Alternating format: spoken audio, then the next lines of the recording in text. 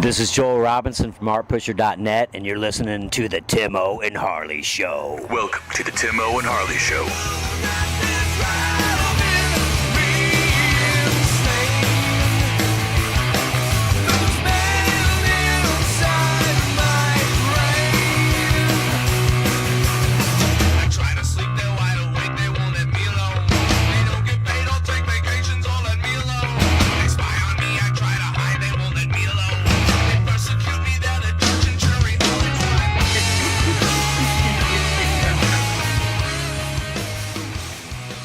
Thank you for listening to the Timo and Harley Show. I am Timo. Over there is my partner in Mindcrime, Mr.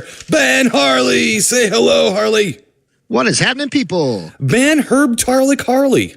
I love Herb Tarlick. I do too. The guy was a fashion statement guy, wasn't he? Just always. No. If Les Nessman had better H's than I would have used Les Nessman. Damn it, I'm still crying because he caught that softball. I'm still crying about that. That was so good when he caught the ball. Him and his damn hog reports. Pretty good, Ben Harley. Hey, check this out. The Oasis is no longer the O's. Yeah. We sold the Oasis. Been sold. Yes. The Oasis has moved on to other folk. Huh? That's right. That's absolutely a young couple. It's young. Congratulations to you and them, too. Well, thank you very much. And I think these people now, I haven't met them or anything like that, but I do believe they are, I know they're first-time home buyers. I believe they just got married. Oh, so they're young kids. So basically, I told Angie, I said, I know why they bought the house. That dude saw that pool. He took a look at his wife and said, it's bikini time.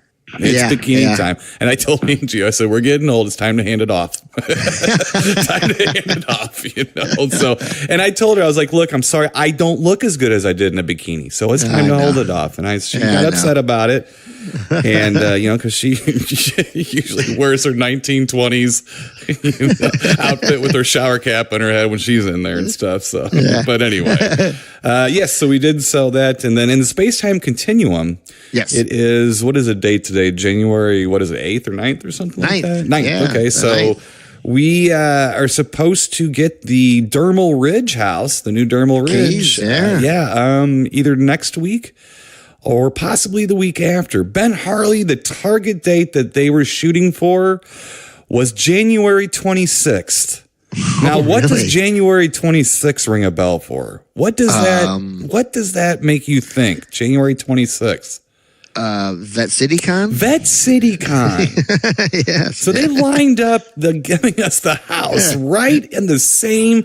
We are leaving the 26th to come to Bowling Green, Kentucky to hang out with you and Dead Dick Hammer and Deep Roy and John Dugan and Hillbilly Jim. I can't miss Hillbilly Jim. No. I might be waiting 2 years for this house, but I've been waiting my whole life to see Hillbilly Jim. I can tell you that much right now. I'll tell you what, I'm going to do a jig with Hillbilly Jim. I'm going to dance a jig too. Yep. Well, so if you, hopefully me and Angie can both come because I know she really needs it. She really wants to come, but there is a possibility it could just be me if things get sticky with the house and stuff. But that's just a possibility. I think I'd like her to come. I think we both need to get out for just a couple days. It's only a 2-day event, Saturday and Sunday, Bowling Green, Kentucky at the Corvette Museum. Yeah, it won't be the same without Angie. No, it won't be. So I just, she'll be there. We'll make sure she's there. So unless something happens or unless it gets too weird, but. So now, Ben Harley, here's what's interesting. Here's what's interesting. When we built this house many moons ago, about 15 years ago, when we built this house, my goal was to be in the house by the Super Bowl. I did not make that goal. That did not happen. It did not happen. No. It was about 2 weeks later, so I was pretty bummed out about that. I wanted to watch Super Bowl, my brand new home and my brand new theater and all that stuff. Yeah. This time, Ben Harley, I do believe we are going to make that Super Bowl. You're on pace. I think we're on pace for it. Yes, we are, sir.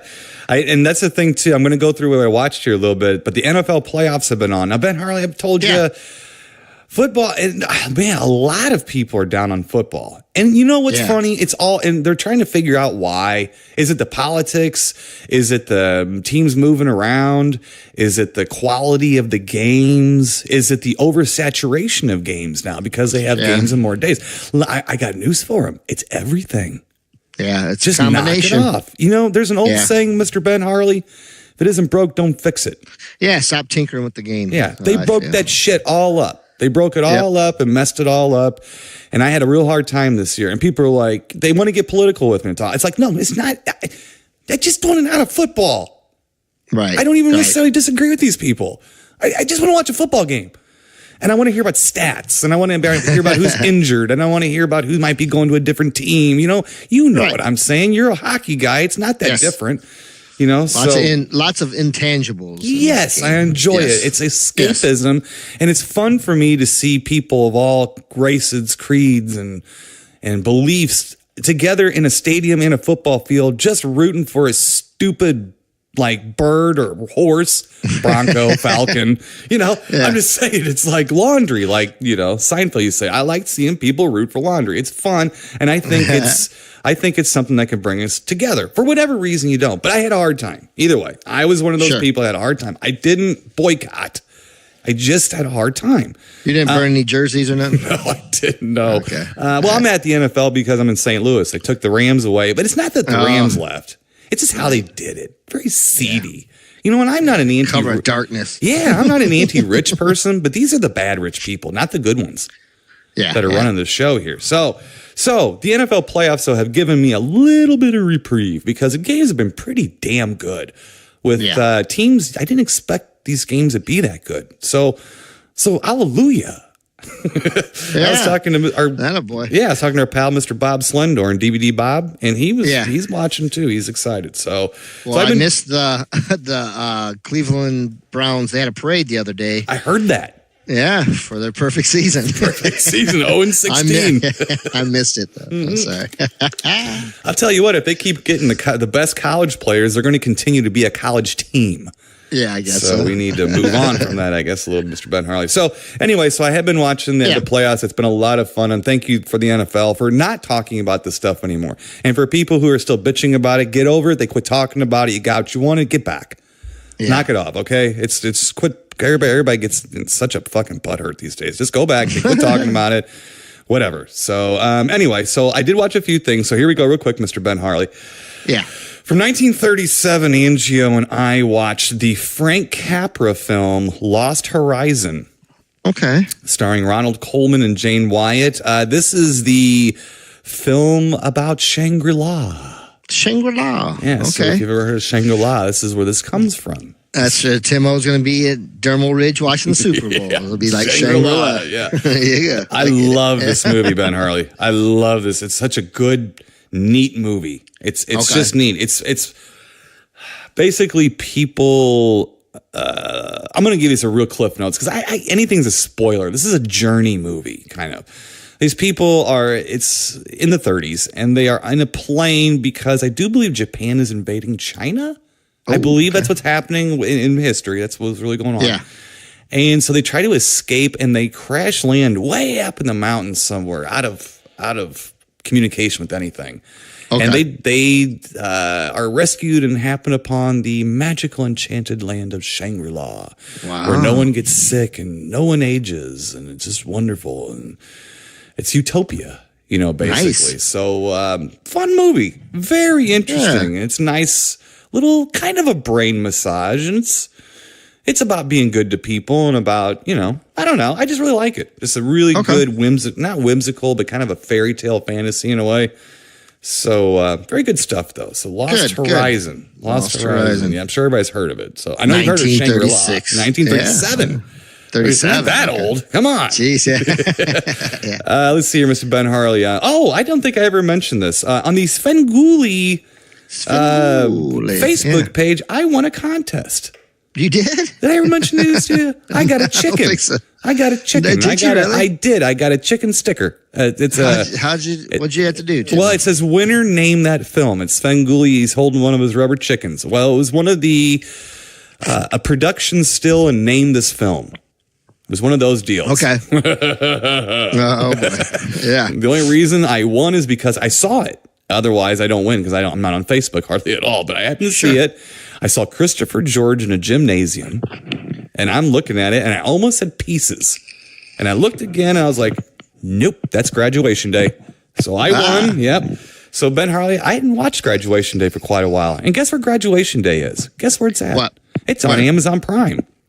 Deep Amazon. Deep Amazon. So from 1981, I Yeah. watched Graduation Day, starring Christopher George, Michael Pataki, Linnea Quigley's in it. Oh, really? And guess who else is in it? Vanna White. Really? Yeah. Oh, wow. And it was Okay. Yeah, it was directed by Herb Fried, who is you might know him. You guys might be pals. He's from Youngstown, Ohio. Oh, okay. And he directed Beyond Evil, Haunts, and the film Tomboy. So, Okay. Alrighty. Anyway, kind of fun watching it. Just an old slasher, goofy slasher, silly. I know I've seen it, but I can't remember it too well. It's kind of one of those pseudo giallo movies made in the States, kind of in a way. Speaking of Amazon Prime, Deep Amazon. Ben Harley, Amazon. this is Deep Amazon. I pulled up, all right, I think this is from 1964 or 6 or something like that. Mid to late 60s. I pulled up a cartoon show that was called the Milton the Monster Show. Oh, yeah? You ever heard of Milton the Monster Show? No, I don't think so. Well, it looks like it's set up sort of like a Rocky and Bullwinkle show where Milton the Monster is a star, but they have other characters that have their little mini vignettes. And there was, for instance, we had Fluky Luke and his Indian sidekick, Two Feathers. So is it kind of like the Underdog series? A little bit. Okay. Now, Two Feathers, like I said, he is a Native American sidekick with an Irish accent. Of course. He's versus the gang boss, Spider Webb. Spider Webb. Yeah. Love that guy. But my favorite, now Milton the Monster was okay. It was okay. Yeah. He blows his top. That's his superpower. He's like the Frankenstein monster. And he blows his top. That's his thing. But my favorite, and I think I might have a new favorite cartoon character / superhero. My favorite new superhero is Fearless Fly. Fearless Fly, huh? With the alter ego of Hiram. Yes. And Fearless Fly in this episode battles the evil Asian agents Gung Ho. Nice. And Gu Fi. Really now? All I can tell you is that they capture Fearless Fly with super fly paper. Okay. Yeah. And then they want him to give up the goods on something. I don't know. They want him to talk on something. So they threaten him with a cactus. They got a cactus in their hand. They're pointing at him. We're going to get you this cactus. And when that doesn't work, Goofy, he starts playing bad guitar. Oh.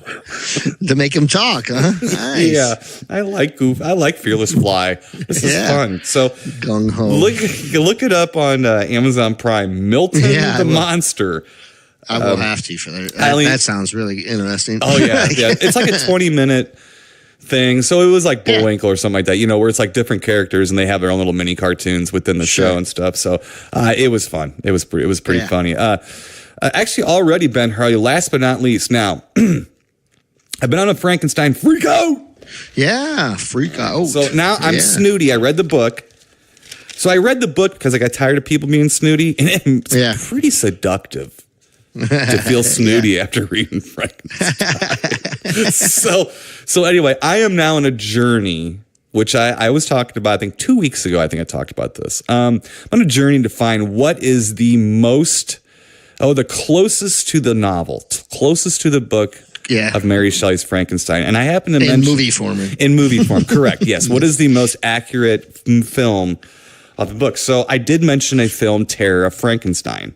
Okay, yeah. I did pick it up. It's from 1977. It is truly very close to the book. Okay, very close to the book. Another problem I have is that the monster isn't really super ugly. And he's handsome. Well, not handsome, but in this world, you could probably still find a date. I mean, it's like one of those. And then he's kind of a bit wobbly, like kind of Karloff, like in the beginning. That's not the way this creature really was. I could. Yeah. I mean, that's. I'm kind of maybe sticking my own memory in there though.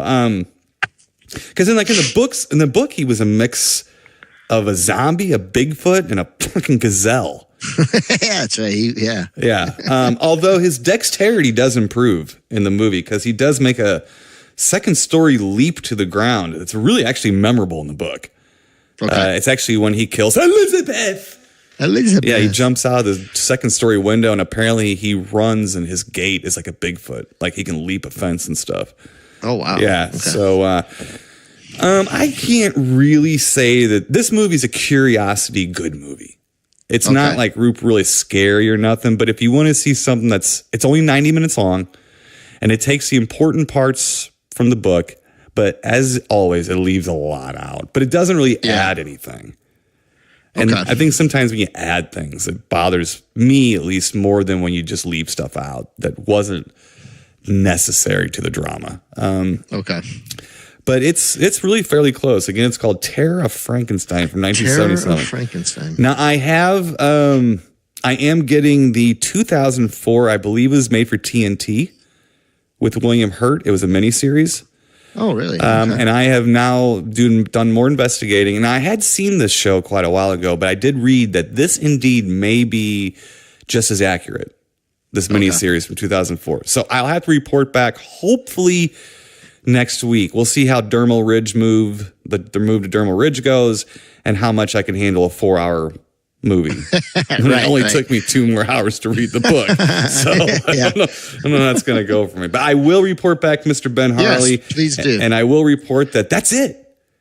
That's it. That's it. The NFL has got me wrapped up a little bit back in them for now. And I've been watching a lot of playoff football. So that's all I got. I've been a little distracted with house stuff, Yeah, you got a lot going on there, Timo, And well, that's okay though. That's okay. Yeah, what you got? I'll pick up the slack this week. There you go. You do that. Got lots of stuff, Timo. Oh, good. I'm gonna sit back and listen. We'll try to keep the theme of Frankenstein going. All right. Actually, I watched I don't know if you've ever seen Hotel Transylvania. Yeah. You and Chance ever watched it? Well, I did get a chance to. I liked that first one. It's pretty good. I did get a chance to watch part 2. Oh, yeah, I've seen that too. Yeah. Not too bad, but I know you'll appreciate. There was 2 things in there that I know you'd appreciate. One being Vlad the Impaler is like the grandfather, the great-grandfather in it, played by Mel Brooks, which is pretty funny. But I know Frankenstein actually introduces himself as Frankenstein, but he says, actually, I am the monster, but, technically. So I thought you might appreciate that. Yeah. I was like, oh, there you go, Tim. I like that. Yeah. And then also I thought you'd appreciate it in there because they try to pull off like the humans. They do like a costume party in it so that Vlad, the great-grandfather, doesn't kill them or whatever, know that they're humans. And so the one kid, I forget his name, but he's one of the main characters in it who marries Dracula's daughter. Right. Yeah, he dresses up kind of like the Dracula from the Francis Ford Coppola Dracula. Oh, God. Yeah. And they make a lot of fun of him in there, and I thought you might have appreciated that part of it too, because of how he looks. So I thought, if you hadn't saw it, Tim, I thought that you and Chance might enjoy that. I've seen both of them. Yeah, we watched both of them. Like, I can't say all I remember is the first one looks like it was, if I remember correctly, it was people kind of coming together. And then the second movie, there was like father-daughter things going on. Yeah, well, they had the grandson, and he was trying to teach the kid about being a vampire. That's right. And stuff, and he was worried that the kid was more human than vampire. And but it was okay. I did enjoy the first one. I really did. I thought the first one was funny enough and stuff. But let's see, Timo, sticking with some other new stuff that came out. I've been a little disappointed here lately. I went into this one also with low expectations. I'm going through right now and kind of cleaning up or going through and watching the movies that I taped while I had my free subscription to Showtime and all that. This is one of them, and it's a new movie called Ghostbusters. You ever heard of Ghostbusters? Yes, I have. Well, this is real quick. Ghostbusters. Yeah. Real quick. I did something online with Ultraviolet. like your digital copies you could have or whatever in the cloud. And if you did something, you got some free movies. They gave you a couple free movies. Well, those assholes gave me the new fucking Ghostbusters movie. I have not watched it yet, but it just made me think of that. Like, tell me about this, because I almost hit play yesterday to see this thing. Well, I watched it the other morning, and I watched it by myself. I didn't watch it with Sydney or Zoe or anything. And I know Zoe had seen it. Mm-hmm. You know what? My problem is that it's not because they're girls, because I like girls, Timo. I do. I happen to like girls. Yeah, they're my second favorite gender. Yeah. Yeah, and but my thing is, there's some funny girls in it too. Each one of them are funny in their own way, but I don't find them really that funny in this movie at all. Like, I just don't. And the one girl, gosh, and I apologize, I can't remember her name, but she's from Saturday Night Live. Jeez, I wouldn't know. I wouldn't know. Yeah. So it's okay. Yeah. I find this. She's been in some things here recently, but I find her quite funny. I think she's funny. She's really good at doing her characters, but it's just I don't know. It's just I don't find this movie good really at all. It's not like it's relying too much on the old Ghostbusters, but I feel like I've seen this. I've seen this movie kind of, and it's not as funny. You know what I mean? It's just not. And they do have some cameo. Everybody's in it except for Harold Ramis, since he's dead. Right. Well, God rest his soul. That would have been quite the ironic cameo in Ghostbusters. Actually, to tell you the truth, why not? Right. He could have been one of the ghosts. Right. That's what I'm saying. He might have thought it was funny too. So he probably would. Yeah. I only laughed at like one thing throughout the movie, and it had nothing to do with the actual movie, and it was just something so stupid too. Really, it was something. But I don't know. That's my problem here lately, Tim. I just don't feel like there's a lot of good storytelling out there anymore. Now, Ghostbusters, okay, a lot of the special effects were kind of that did hold a lot of that movie together too, because a lot of it was so ahead of its time and so kind of cool at the time, Oh, the first one, yeah, okay. Yeah, but it just, and I didn't mind the second one either. I thought the second one was a good movie. I don't know. I just didn't feel it. It's just one of those I just didn't feel, and I was really kind of disappointed. But the thing is, I went in with low expectations, very, very low expectations, and they were met. So right. That's all I can say. Yeah, about that. I'm gonna hit play one of these times, but it just doesn't. And here's the thing, watch too. it with Chance if I was you. I just, you might enjoy it a little bit better watching it with him, right? But and I haven't said anything to Zoe because I think she kind of liked it, so I didn't say anything. Well, if you don't like it, then you hate women. That's like the thing. It's like, oh, for God's sake, I'm 44 fucking years old, man. I love women. It got nothing to do with that. If I don't like something, I don't like it. I got a 50-50 shot of it being a man or a woman. I don't care. I think really the girl's name. Care. Yeah, I think it's Kristen Wiig is the one girl in it. I've heard that name. Okay. Yeah, I like her. She's good in it. She's the one that I really thought was kind of good in it. It's like her and Jenny Jenny. Or whatever her name, I don't know the other girl's name. It's not Jenny McCarthy because she's sorry. My bad. But yeah, it's I don't know. Yeah. It's Maybe I'll try to take a look at it, and we can bamboozle it a little bit more next week or something. Yeah, I'm gonna try to go through these couple things here real fast. I've been really trying to search a lot on Amazon. I'm really happy that I've watched a lot of stuff on there here recently, and good stuff because it's got the documentaries, things like that. Let me go through these real quick, buddy. I watched a documentary on the Little Rascals. Oh, okay. I saw one of those. Yeah. It's not bad, and it says it came out in 2017, but I think it came out in like 1995. I've seen that one. Super long. Is it really long? Yeah. And because it shows a lot of these people, and then it'll say below like they died in 2007 or even earlier. So I think it just feels old. You know what I mean? Right. The way it is. Not bad though. I found out a lot of stuff I didn't know. A lot of it I did about the characters, but one thing and I don't know why this eluded me, but I really didn't know they didn't turn to Little Rascals till much later. I mean, I knew it was Our Gang and stuff like that, but I didn't know it was Our Gang as long. But it went through, 4 or 5 different name changes before the Little Rascals. Yeah.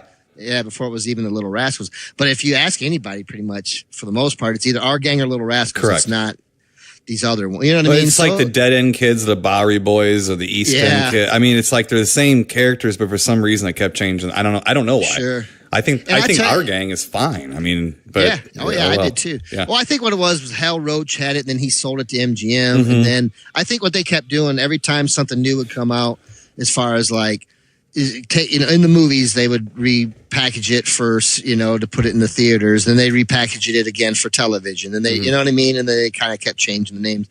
But there was a lot of, I didn't realize how many knockoffs there were of our gang or Little Rascals too, and they showed a lot of those, and they were basically almost the same things, right? But I don't want to go too much into it, but I do love the Little Rascals. One of my favorite things of all time. It really is. As much as I like Abbott and Costello and the Stooges and Buster Keaton and Laurel and Hardy growing up, the Little Rascals, for some reason, when I watch them still to this day, give me a little different feeling. Maybe it's because they're kids and they remind me of when I was a kid and stuff, And I just thought they were, not that they weren't any funnier than anything else or whatever. I consider all those, to me, were just all hilarious. Yeah. All those, you know what I mean? And I love that style of comedy. Chance likes them a lot. He likes them. We watch Little Yeah. Rascals every now and then. He likes Little Rascals. He likes Three Stooges. Yeah. Yeah, so, and it's good. Yeah, so I enjoyed that. I love Alfalfa. That guy is one of my favorite there's a lot of Little Rascals on Amazon Prime. Like they have colorized versions of them. There's a whole ton I watched of them. a couple episodes of those. They're old, boy. Woo. There's some old ones. But yeah, it's kind of cool because what was neat too in this documentary, it showed them afterwards what some of them went on to do, and it showed Alfalfa, he was pals with Roy Rogers and stuff, and so he got to do a couple of those, a few good things. Right. It was sad though that Froggy, I did not know he died in a car accident when he was 16 years old. Yeah. Yeah, I didn't know that, so that was kind of sad. But just good stuff. Love those characters. Let's see here, Timo. I'm gonna save that for a little bit later. One thing. Let's just do this real quick, Timo. Too. Also on Amazon. I know you've also seen this. I did a Survivor Man freak out. Oh, the Bigfoot ones. Yeah, the Bigfoot Survivor Man freak out. I did enjoy him. I think I oversaturated my brain with him maybe a little bit. Yes, a little bit. I think at one point I thought I was in the woods with him, But I found myself in the last, because there's like 7 episodes, I believe. I found myself the last like 2 episodes fast forwarding through some of it, like. Putting out the cameras and doing a lot of it, I'm like, okay, a lot of it was just sort of rehashed from ones before, but I did really enjoy these episodes. I think they were an hour long each, or without commercials, 40 something minutes each. Yeah. But I like him. I like Les Stroud. I think I like his take on it. But for some odd reason, did they like just do one show? Didn't they, Survivor Man, and then he went back and did all these shows? Because for some reason, like every so often I'd be like, I remember this part. Or I remember this. I remember the Jeff Meldrum part. I remembered there was a couple other things, but I'm like, I don't remember any of this other stuff. Like, so it almost seems like they did one episode combined of all of it kind of a little bit. And then they went and did the individual ones afterwards. Or not afterwards they all did it at the same time, but then they made those shows separate. I don't know. It might have. I know that he apparently, there was like 1 or 2 things that happened to him that got him into it, which, that's one of those things. It's like, I know he's a TV guy. Yeah. I know he's Canadian. Canadian. I know all this stuff, but he really is. You can tell he's out in the woods a lot. I mean, he at least likes it a lot, Oh, yeah. And when you hear the question, how come people out in the woods don't see it? Well, I mean, you're sort of answering the question. He didn't see anything. And he doesn't necessarily believe in it, but he's heard enough to make him curious. He said he's securely on the fence. And he seems like he's open to it, but I think he kind of wants to get to the bottom of what some of these sounds and things are. And these tree structures, those really freak him out. Those tree structures freak him out. And that's another thing that's kind of telling. It's kind of easy to tell someone who lives like in the middle of Manhattan Sure. Oh, there's tree structures everywhere. No, I got 8 acres of woods. I didn't find any trees. Yeah. Although I did find a twisted tree. I sent you a picture of. Yeah. Was. Here's the other funny thing. I know that wasn't a Bigfoot, but it was twisted. Right. So it also gives me a little bit of, okay, it doesn't have to be a big. Now it wasn't like a 3 feet thick, trunk. I mean, sure. So it was, but still, I think that that's what I like about it is that he's more. I don't want to say like us, but I'll just say like me a little bit. Like he's very interested in it. Sure. And he would like to have some kind of at least personal confirmation. I think so too. And he just takes a good approach about it too. And he says though as well, like thousands of people are wrong. And the fact that these people, well, a lot of them, and we've said this before, a lot of them are reputable people who have nothing to gain and everything to lose by becoming a crackpot too as well. Who wants to take that on? You know what I mean? Yeah. And then, but I just liked while he was out in the woods, just the things that he found were very, some of it were confusing, and you could tell he was confused by it. Right. You know what I mean? And I liked that in a way because he's like, I don't know what to tell you about it. It could be this, it could be that, but I doubt it. My thing too that is really telling about watching him. How many times have you seen like the crew from Finding Bigfoot and stuff? You ever seen them really out of breath or anything like that? This guy, Les Stroud, when he's like. Man, when he's talking a lot, most of the time, he's like, because you can tell he is out there. He's climbing these mountains. And you look at some of the stuff he's showing you, like, you would be, not just you, me, whatever, you'd be exhausted just walking up half of probably not even half of what he's doing. Right. A quarter of what you're just looking at. You've been like, oh my God, that's, how am I going to do this? And he's doing it. And that's what I appreciate about it. He wasn't going out there for a day. He wasn't going out there with those lights in front of him and stuff. The Finding Bigfoot people couldn't even have got through half the brush that he was getting through just to get to these places and stuff. And that's where I found much more interesting. Right. And now the Todd Standing stuff, but then again. But he brought up a good point. He's like, what makes him any more crazy than anybody else? But exactly. When you got all those people telling you he is on purpose. He's hoaxing you. It does bother you. But the thing that I liked about it is that it was the most realistic thing because the guy's just out there in the woods. He just hears a few things. But every time he sees something, he brings it up. He discusses it. He thinks about it. You get Matt Moneymaker out there. He's like, that's a squatch. Yeah. I knew it's a squatch because they're all left-handed. Like, what the hell are you beaver out there slapping his tail? Exactly. It's like, well, I know it's a squatch. They twist the trees because they use them to brush their teeth. I know. Yeah. It's like, what are you talking about? But he, on the other hand, goes out there. I like it when he finds the prints and like the moss and stuff. Yeah. And he says, man, it's really deep. And he puts his hand in it and stuff. And he's like, I can feel this. I can feel that. And he always says, it could be this. It could be that. At least he says it could be a bear, it could be this, and he explains how they're similar. And, he does say that tree limb, and I know this too, and you know this, that sometimes we out in the country, we call them widowmakers. The branches that grab onto each other in trees. I got one above my drive. I got a widowmaker right now above my driveway at Dermal Ridge. I swear to you, it's going to fall on someone's head at some point. I'm going to have to get up there and get it. It's a nasty looking one too, man. It looks like it's going to kill a vampire coming out of there. Yeah. So, but it's a good show. I'm glad you're watching it. I like the calmness of it, and it's probably about as exciting as really looking. It's actually probably 10 times more exciting, but they're not trying to. I don't feel like they're trying to buff stuff up for ratings. No, they're not. And I like that. And there definitely was some interesting stuff that he found. Like there was a couple things, that were kind of interesting, but some, what can you do? You know what I mean? You either believe or you don't believe. But I think, like I said, he's had way too many experiences out in the woods, that, I think he just kind of came to the realization that there might be something out there. Why not look, And I said I enjoyed the show itself. You know, I did. So I think I just took in too much, and there wasn't enough going on, and it just after a while I oversaturated myself. Right. Well, you know what? Isn't it more fun to think there might be something out there? Isn't that even like a creepier tagline to a film?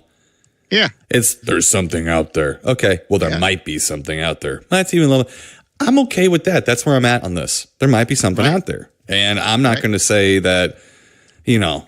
I've never seen one, so it's impossible to know for myself. And you know, the Patterson footage is, you know, looks silly when you first look at it, and then after years of looking at it and discussing it and watching other people look at it and looking at the way they've broken it down and everything, it starts to become more and more compelling as the years go on. Ben Harley, what special effects become more compelling as years go on?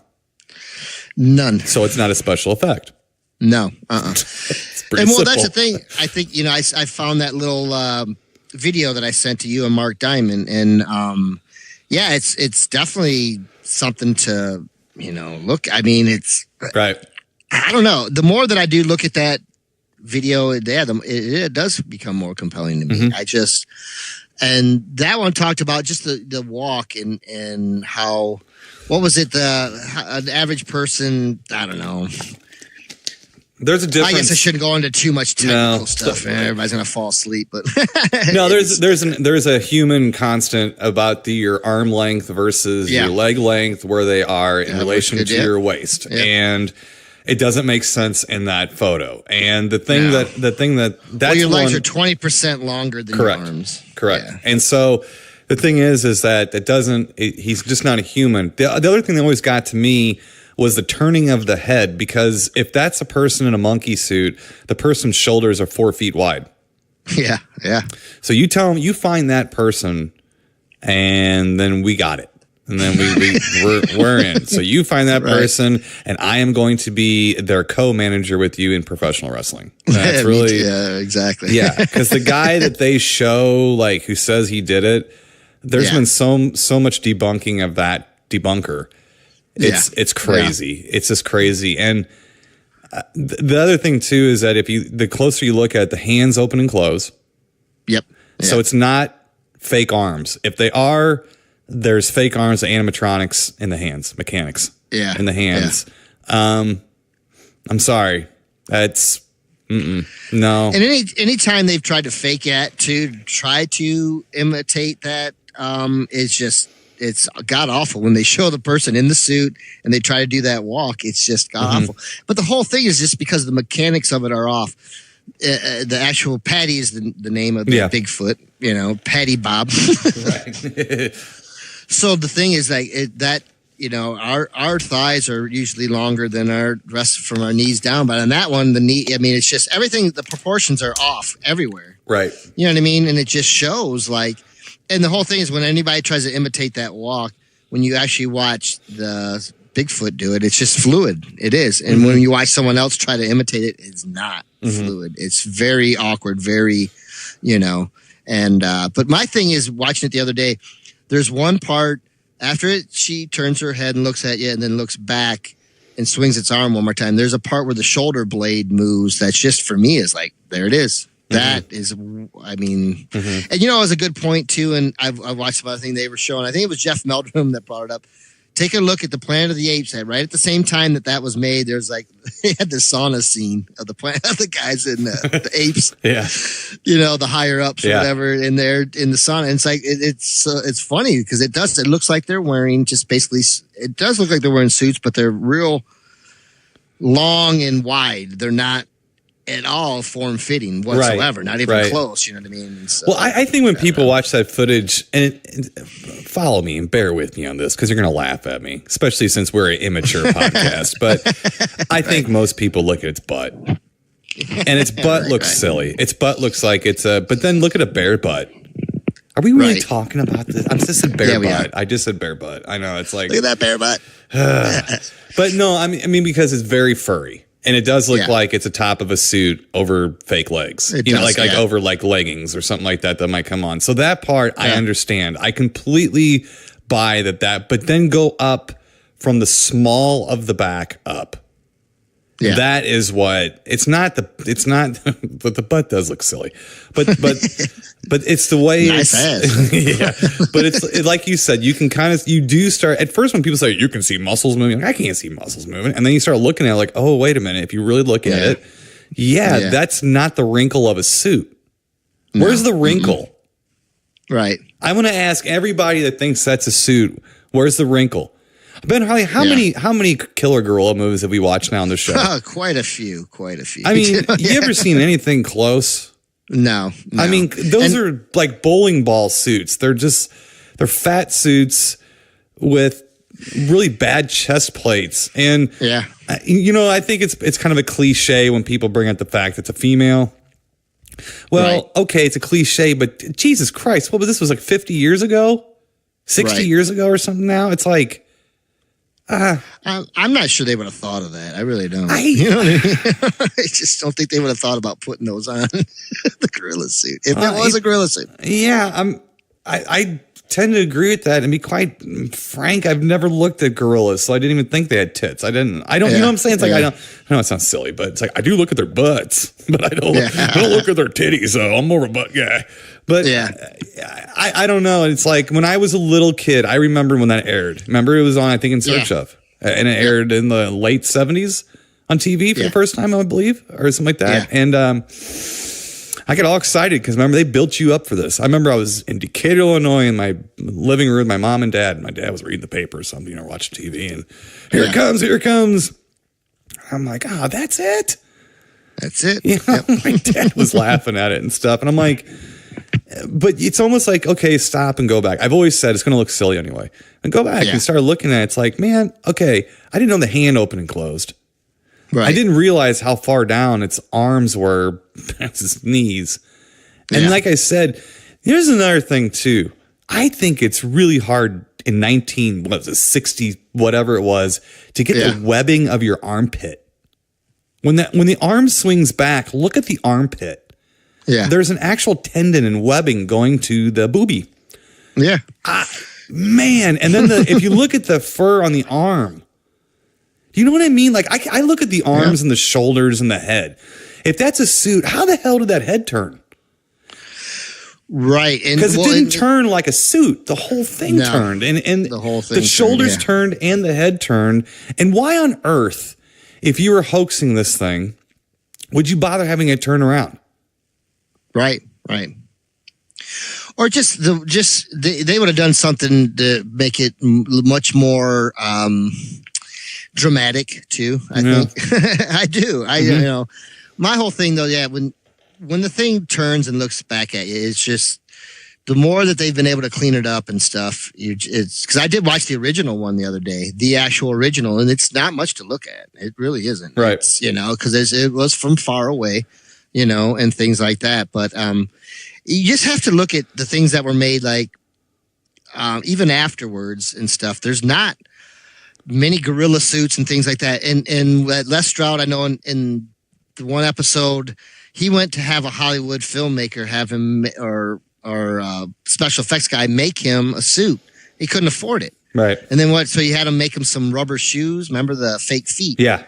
And stuff. So how do you think that, first off, there wasn't very many gorilla suits probably made back then for the general public to buy. Right. And if so, I have that one, remember, Timo, the Bigfoot, or sorry, it's not a fake Bigfoot. He's always been there with us. I'm sorry. It's not a fake.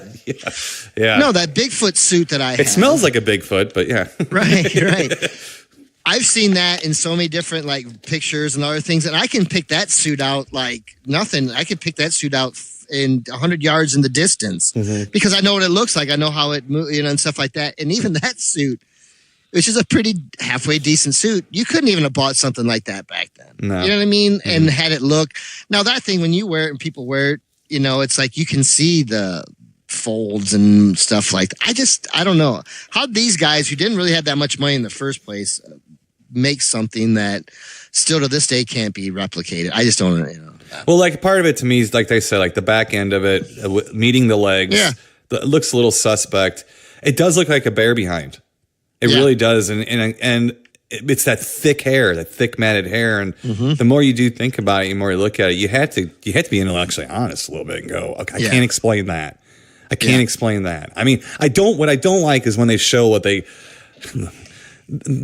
Even Meldrum does this, and it's one of the things I can't go to bat with Meldrum on. It's like, well, there seems to be a morphology there on its leg with its. No, that looks like a film error, or something like when on the leg when the little muscle pops up. I don't buy that. I'm not buying that. That's like no, don't show me that because it looks like it's for one frame. Yeah, and I'm not buying one frame of anything. But the thing is if you just stop and really relax and look at it and look at the face, and it's like. They would have had a gorilla-looking face on it, too. Yeah. They would have had it. Because it doesn't look like anything I've ever seen in my life. No. It doesn't. It doesn't look like it's still, especially when they get up closer. Now, I know sometimes when they did something on there the other day I was watching, too, they got a lot closer. But it looked like someone was rendering it a little bit, too, more. Because there's a lot of blob there. You know what I mean? So, but I don't even know how you'd have faked that. That, for me, has always been somewhat of a concern. How do you fake the way that face looked? Do you know what I'm saying? Well, I think what was funny is when you first saw it back in the 70s, you couldn't see the face. No. And then when I was looking at it's one of those tricks of the eye that they do with like little brain teaser things. When I looked at it, I made out different features as its face. Yeah. Now, when they zoomed in, then I saw what the face more really looked like. Yeah. That's not what I was seeing. You know what I mean? Like it wasn't what was really there wasn't what I was seeing, and it looked much more real what was there than what I imagined I saw in it, and that's unusual.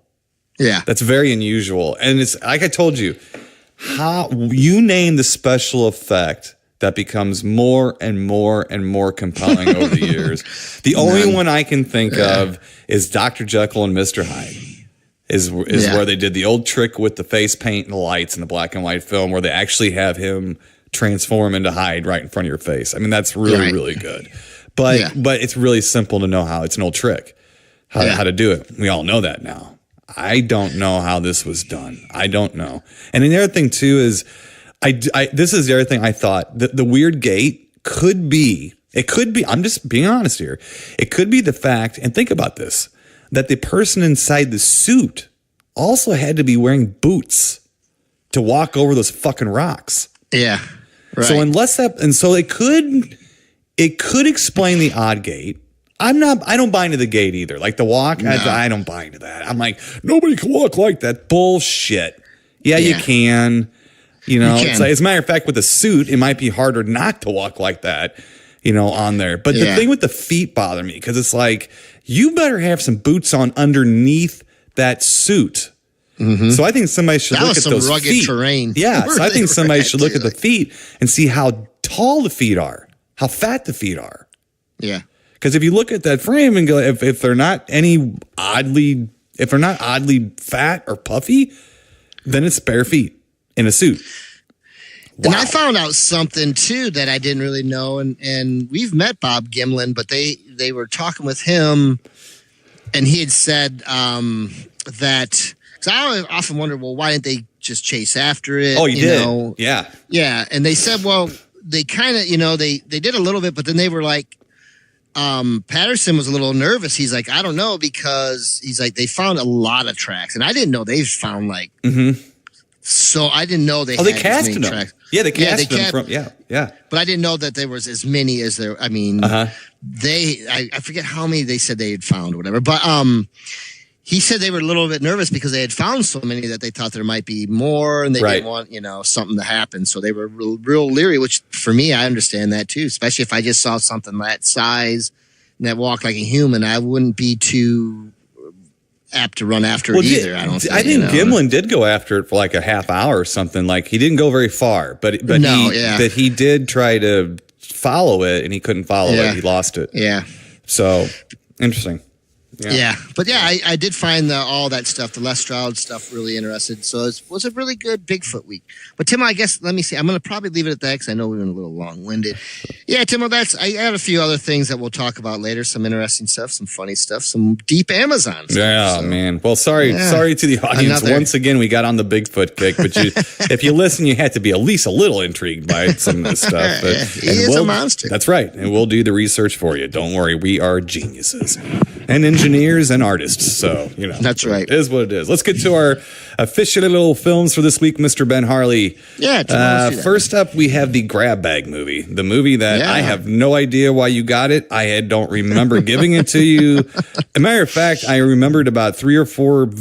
remembered about 3 or 4 things from this film. It's like 2014. So basically, it's almost a movie from the future. Yeah, exactly. For our show, because we don't ever do anything in this century hardly.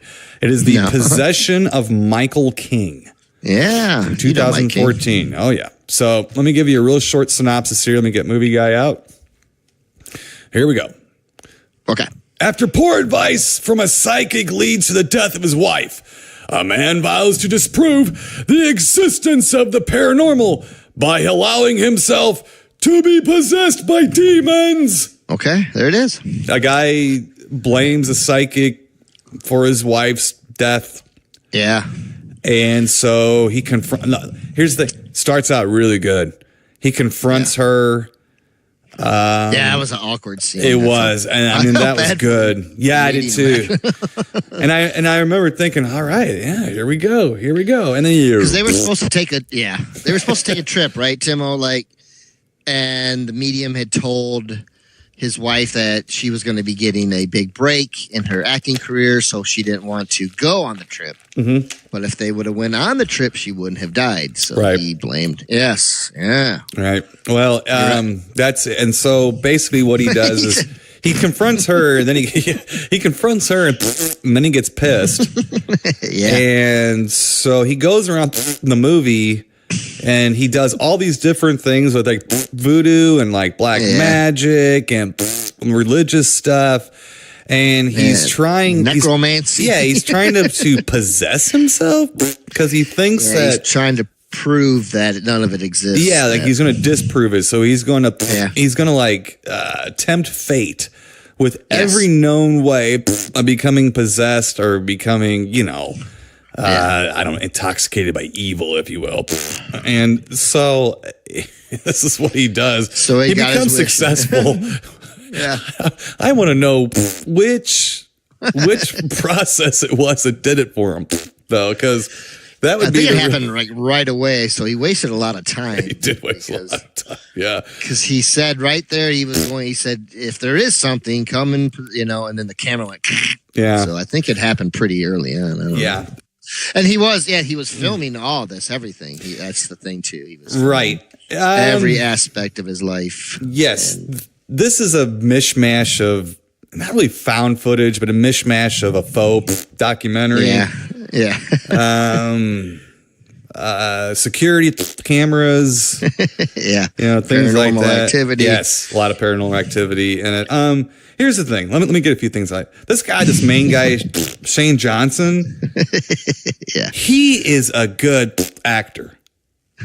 I mean, he is a good actor. He's really good. I mean, he's very convincing. I think he's pretty good. And the movie starts out really interesting. When he confronts that psychic, I'm like, oh boy. It's like, yikes. He's like, so he wants to prove or disprove everything. And then it just kind of, I don't know. And then it becomes a movie that relies on a bunch of music cues and sounds and quick edits. And have you ever, Ben Harley, I'm going to get this out of the way here. Folks, gather around the speakers, please. Especially you young kids out there. Okay. All you kids listening. Yeah. All right. Now, I want you guys, I'm going to challenge the audience out there. I want anyone to send me footage of your phone if it ever makes that white digital noise clip. Yeah. You know what I mean? Like, You show me any digital device that does that anywhere. Just send it to me. And you get a cookie. Get, and I mean, and Harley, you know, when you get a cookie from Timo, it's going to be an evening for you. So you show me that, and I'll give you a cookie. And I mean, like real. Okay, so there you go. It doesn't happen. So that bothers me for one thing. The other thing is this too. Not in like the paranormal activity movies. Yeah. Okay, so he has his house. He has his house set up, right? Yep. With cameras, okay, to document himself becoming possessed, right? Yes. Okay, so, and he has blackouts, right? Yeah. Right? Yeah, sure does. Ben Harley, what would I tell this gentleman to do to discover what he was doing in said blackouts? I don't know, Timo. Really? Yeah. Lay back down. I don't know. No, he could go to the footage he recorded in his house to see if he was walking around his damn house. Yeah. They got you too, Ben Harley. No, they took you too. They took you too. No. Oh my goodness. I was never that interested, I guess. I don't know. I'm just like, come on. I'll tell you what. The movie starts off interesting. But it gets in its own way, and it gets too excited that someone is watching and it starts to act goofy. Yeah. The movie itself acts like a random person when you put a video camera on them. They're acting normal. Right. They're fine. Could be compelling. As soon as they realize the camera's on them, they start acting like an idiot. This movie, as soon as this movie is almost like a quantum particle. It acts different when you look at it. Okay. If you observe it, it doesn't act the same way. There must be a good movie there somewhere because when you look at it, it becomes a bad movie. So I consider this a quantum movie. Okay. Okay. Yeah. And the other thing too is that all of the jump scares and all the music cues and everything, it undermines the documentary style of the film. Yeah, I don't like how that.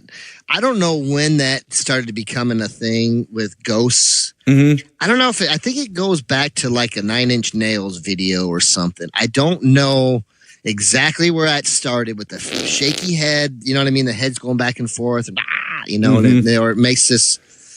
But the thing is, and it's funny. I'm getting good at knowing when they're coming. So I have to. I do, and I'll turn the TV down because I know it's just going to be this loud, and it does it every time. You know, I'm a couple seconds before it happens. Usually, I'm getting good at it, and it's just it's those ones like that. These paranormal ones, and it's because it's just so loud. I hate it. Yeah. But there are some redeeming qualities about this film, but I don't find these films that much fun or that interesting. Now, I will say, and I'll back you up on that he is a good actor, and there are some.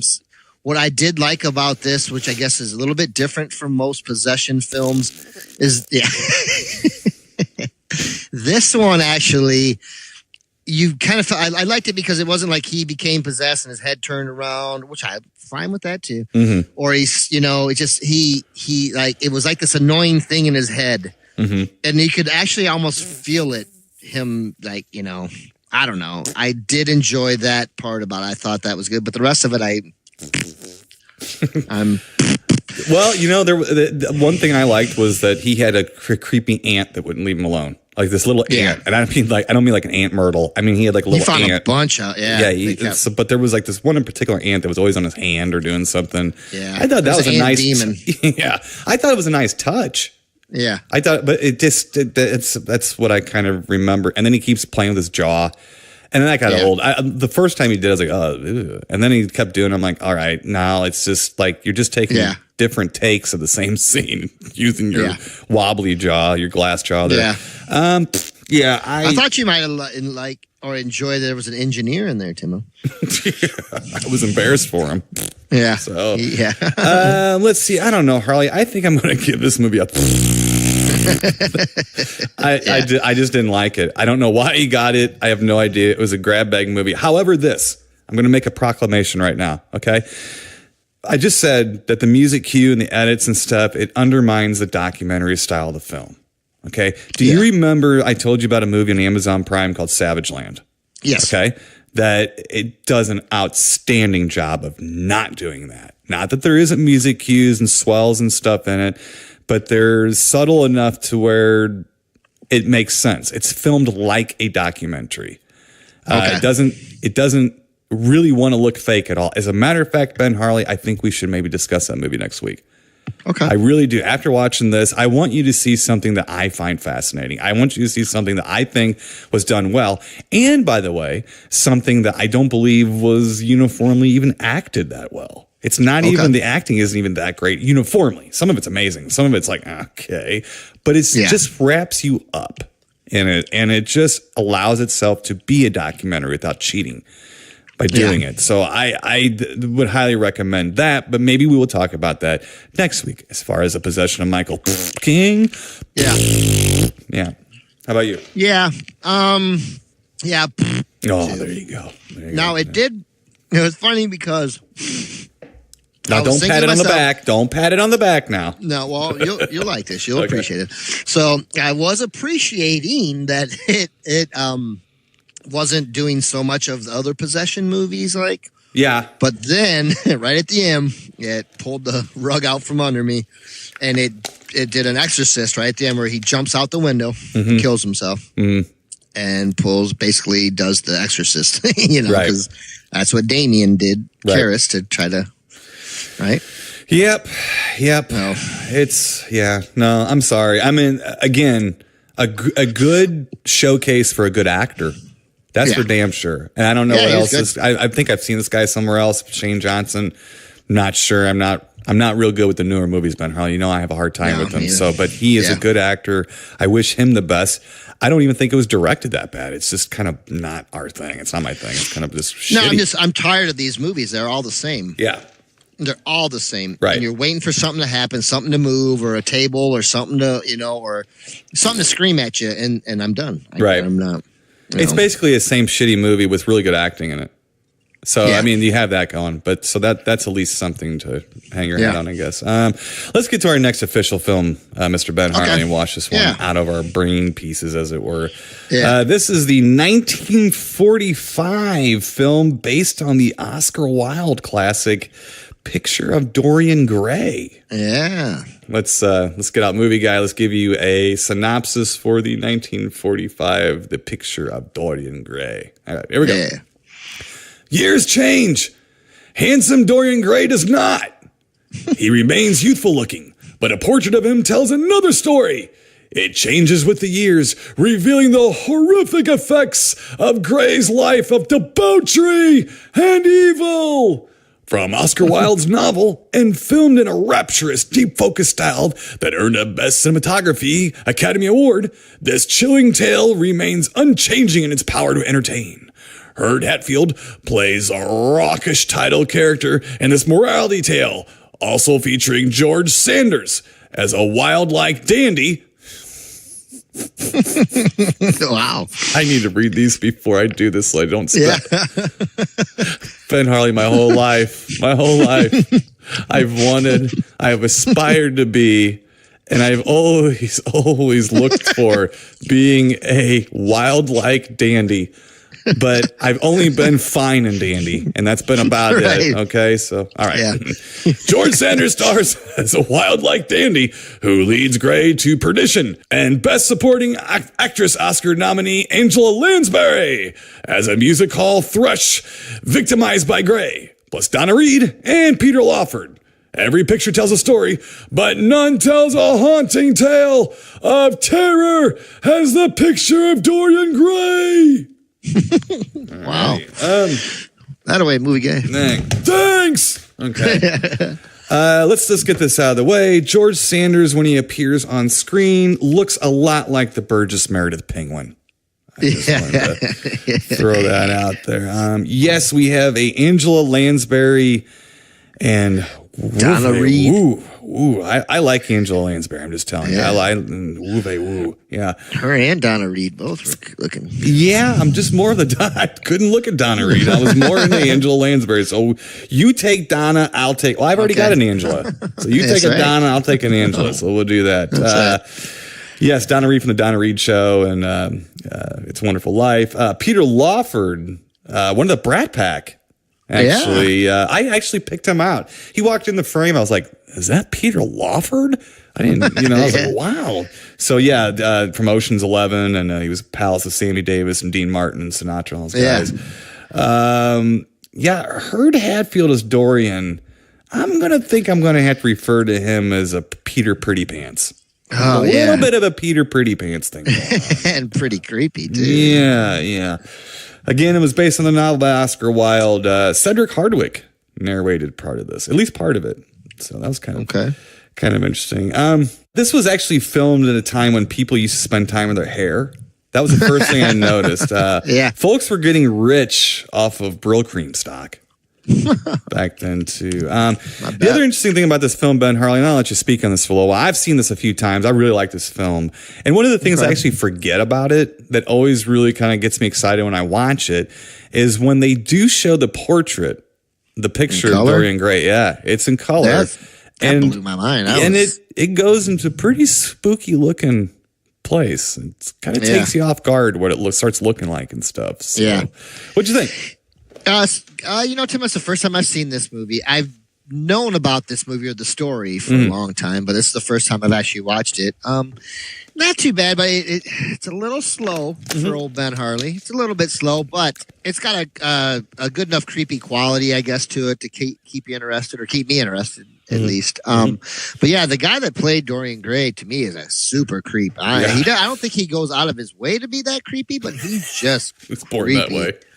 Oh yeah, became stock creepy. Oh man, I don't know. And then like I said, that did throw me when all of a sudden they show the portrait in color at the beginning of what it looks like, and I was like, "Whoa, wait a second, wait?" And I'm thinking, how the heck that happened? Did they just spend a lot of money on that one scene? Or Ooh wee! But man, that was something else. It was effective. And what a painting too! I tell you, it's a nice painting.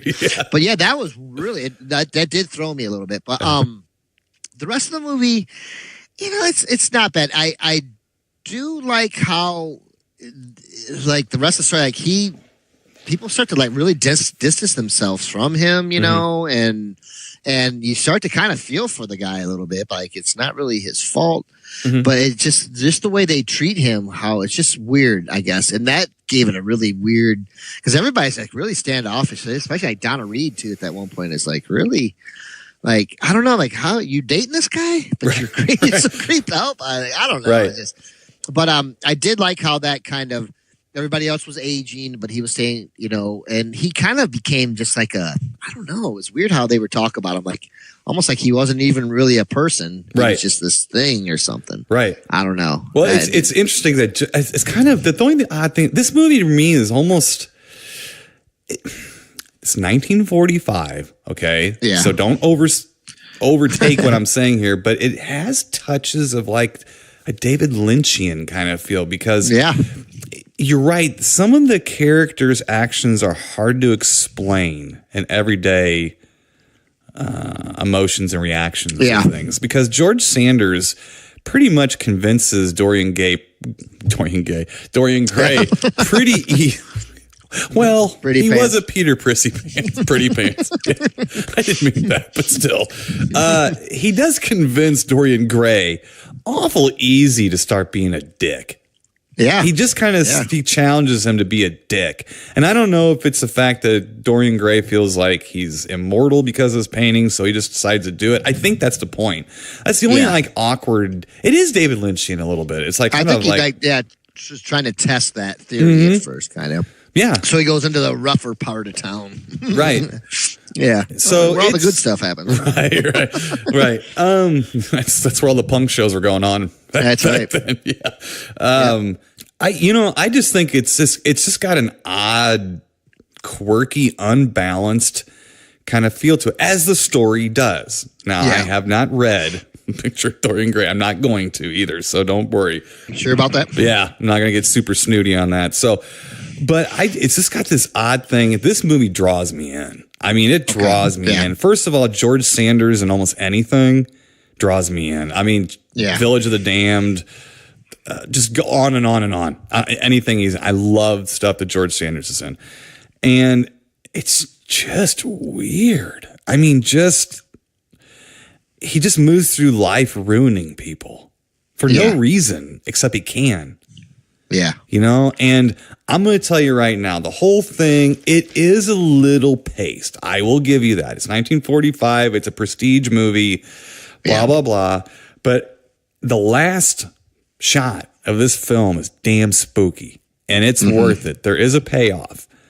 And I think it wraps it up in a nice bow, and it makes the rest of anything that someone may find slow a little forgivable because it doesn't cheat. It does not cheat. And it just, man, when you hit that end, you're like, man, I thought I looked bad in the morning, but God bless it. You know? But what's cool is that they don't show the painting very often. So it's kind of suspenseful what it looks like. Because he's always hiding it. Yeah, he hides it. Right. Yeah. Even from the guy who painted it, he didn't want the guy. That guy wants it back, doesn't he? Yeah. At one point. Yeah, he wants to show it like a gallery or something. Yeah. So I liked it. This movie to me, I've always liked it, but I'm liking it more and more as I get older. I really enjoyed this movie. It sucked me in. It's pretty long. It's an hour and 50 minutes. It's almost 2 hours long. Yeah, it's a little long, but I didn't get bored. I got way more bored watching The Possession of Michael King than I did watching Picture of Dorian Gray. And the guy himself, that Herd Hatfield guy, he really is a Peter Pretty Pants. And he's just downright gooey, just icky. Yeah. He's just icky. Yeah. You know? Like, there's some awkward scenes. Like there's one where he proposes to Donna Reed. Like, is that her boyfriend? Like right next to her too? Like I think that guy was kind of like, and I'm like, wait a second. Yeah, he is like, a cop blocker. And it's just like really awkward stuff that's going on with him, you know, and it kind of icky scene. It's just icky. Yeah, icky and sticky. So I'm gonna give this movie a huge great bape up. I don't want to call it a rafter one, but it's huge. Right, it's up there tickling them, but it's not. You know, look, this ain't no Prophecy. It's all of the accolades this film has garnered over the years are well deserved. I'll put it to you that way. And I really enjoy this. It's a great story, and I think this might be the only feature film length version of this I've seen. I might have seen a newer one, but I've seen like in a couple of those like 70s British vignette movies, like the anthology movies. I think they have stories similar to this. So I've seen Didn't they do something here like recently? Something about this movie? I thought they did. They might have. You're talking. Yeah, you're getting recent. Yeah. You're out of my wheelhouse now. I don't know what's going on here. But I'm going to give this one a big great bape up. How about you? I'm going to give it a mild great bape up. Mild? Yeah. Not that I don't think it's a good film. I just, it was a little slow for me, but like I said, I enjoy. I think it's it's well acted. I like the story. You think it's a little long? I think it's a little long. Just a little long. Yeah, I got a little more fluff, a little more razzle dazzle, and. But I liked the story a lot, and I said there's a few things that did throw me. The whole colors of the portrait, and then I thought at the end, well, are they gonna show it in color at the end? And they did again, and I was not expecting what I saw on that portrait. I did not. Right. That was wild. That wowed me because even if you hated the movie, that had to have even saved up. That had to have, because just it's worth it. It makes it worth it. The movie. Yeah. Well, I know. I'm just saying, like, even if you would have. That would have had to have saved it. I mean, it's just you can't look at that because it comes out of nowhere. I didn't expect that. What I expected was him aging and looking more like like an old crony or something. But no, that's not what it looked. No, wasn't handsome. Like something out of a Guard painting. Or something. God, it wasn't handsome. All right, well, we got a big great bape up for me for the Picture of Dorian Gray. We got a mild great bape up for you, Picture of Dorian Gray, 1945. We've got was that 2 for The Possession of Michael King. All right. Well, last week, Ben Harley, I promised a big Great Ape Up week. We got halfway there, so I did good on half my promise. Next week, I think we should do Savage Land, and then we'll leave everyone in suspense what we're going to do besides that. So it is on Amazon Prime. If anybody wants to watch this before they listen to us talk about it, could be kind of fun for you. I got 2 more days for my free Amazon, and then now you got to start paying. My 30 days. Oh, that's okay. I already set it aside. I'm doing the year thing. There you go, kid. There you go. So, there you go. Yeah. All right. Well, till next week, Mr. Ben Harley, stay spooky. We'll talk to you then. Keep it creepy, people. You've been listening to the Timo and Harley Show, brought to you by ScreenPrintingFactory.com, your affordable one-stop solution to all your screen printing needs.